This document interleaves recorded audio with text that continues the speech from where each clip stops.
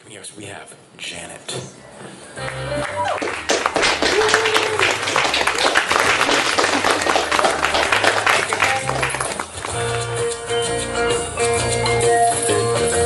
I love this music. This Chicago girl has to bring her Chicago music to come when she gets on stage. I have to.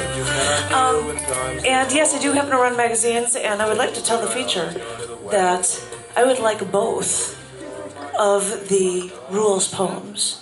I have, and I could take previously published stuff if they're cool with it, so I'll give you information about that later, but that's cool. Anyway, hi. And I'm doing my best to read happy poems. I'll get 3 for you here. The first poem that I've chosen is actually, in Chicago, I ran a poetry open mic for over half a decade. And the first time I ran the first get-together at the open mic, I start by reading one poem at the beginning of the open mic and then leave it open, and I read this poem. And it's called The Battle at Hand. I wanted you to know that I was on a mission when I saw you. And I was a warrior, and you were just a helpless victim that couldn't fight my weaponry. That wouldn't fight my weaponry. I would come into town and pillage and rape and pillage, depending on how you put it. And you know, rape is such a harsh word, you know, entirely inappropriate for this, because I made sure that you wanted me before it was all over. Because I have a knack for doing that when I fight my battles. This is how I care to think of you. I was on a conquest. I came fully equipped with ammunition. I had bayonets, I had a rifle, I had rounds of bullets on a chain thrown over my shoulder, I had a .22 caliber magazine-loaded handgun, and I didn't even need to use the hand grenade or the tear gas. Even before I started using my tongue as a weapon with a kiss, I used it as a weapon with words. And I knew I had you won over from the start. You looked at me when I spoke, and I think you actually wanted to hear what I was saying. And I would never have to resort to violence to get what I wanted from you. We seldom had opportunities before, but we made one, and we somehow made it work. And no, it wasn't a momentous moment in my life. It was just a moment, a conquest, a battle. And in my own mind, I won the war. People thought we'd never get along, but I know better. I know there's no such thing as not getting along with me. And I know I can make anyone like me, as I did with you. You were easy prey, you know.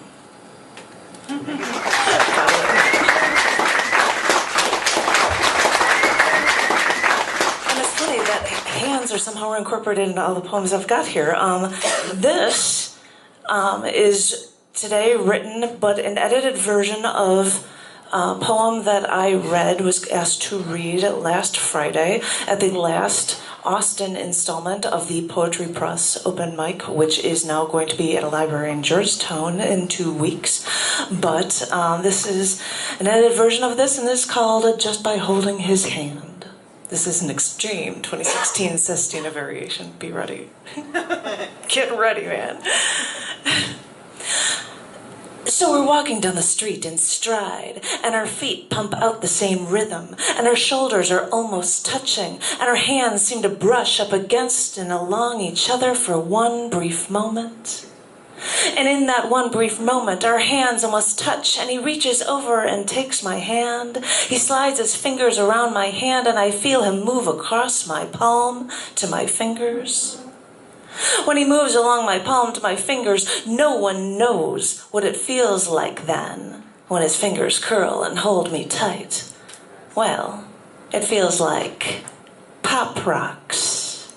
You know when it feels like pop rocks, that candy is sliding down your throat after you let it explode on your tongue, and it's tingling. Oh, you know that feeling. And no one else is eating those pop rocks, and no one knows that tingling feeling, and this is my little secret. And I love keeping this little secret when I feel this feeling like never before, and it makes me want to laugh and cry, because when I look around the room, I see no one is eating those pop rocks, and no one knows the feeling when he's holding my hand. No one knows the feeling when he's holding my hand, and it's like candy and cupids and hearts and sunshine and all those generic symbols of love that never explain it just right. Words can never explain it just right. It's catching your breath, falling from an airplane. It's climbing a mountain. It's standing on a glacier. It's following dolphins. It's swimming at the sharks. It's turning your head and seeing those fingers interlocked with yours as you're walking in stride. Because then and there, walking in stride, you think of those pop rocks tingling down your throat. But now this feeling hits all of your nerves because pop rocks never get it right. And now no one has ever felt like this. And all of your muscles and all of your nerves. And now you want to hold on to that for your life. And now you feel something you've never felt before. All just by holding his hand.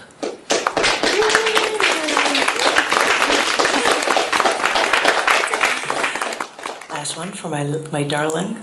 This is called Only an Observer. I know I'm supposed to be the creative one, but I started my schooling in engineering. I say I'm a writer, I say I'm an artist, but I haven't known what to say to you. But I want you to understand that if I were a painter, I'd be Michelangelo and paint my love for you like it was the Sistine Chapel, our hands touching in the sky, like it was our Last Supper. What am I saying? Painting like Michelangelo. I'd probably paint like Jackson Pollock, calling splashing and dripping art. So maybe I'm not a writer. Maybe I'm not an artist. Maybe I'm an observer, like an astronomer, looking out in the universe, learning what makes everything, everything. Because molecule by molecule, we originate from stardust. But outer space is a violent place. Violent explosions create the stars, and our Earth has earthquakes, avalanches, volcanoes, tsunamis, typhoons. And in all this madness, somehow I've found you.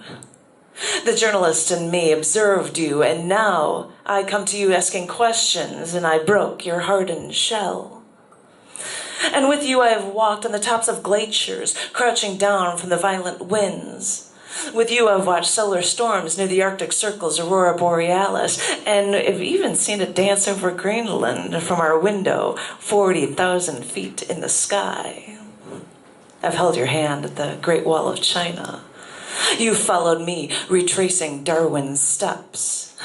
You've steered me clear of the rattlesnake bed. You've shown me how to reload gun magazines and how to hold an AR-15. Because I've seen galaxies collide. I've seen comets smash into planets. I've seen supernova and the death of stars. And in all that, I've still found you. As I said before, I'm only an observer. But I've found what I've been looking for. And with these observations, I thee wed. And I'll tighten my grip on your hand. Because I'll never let you go.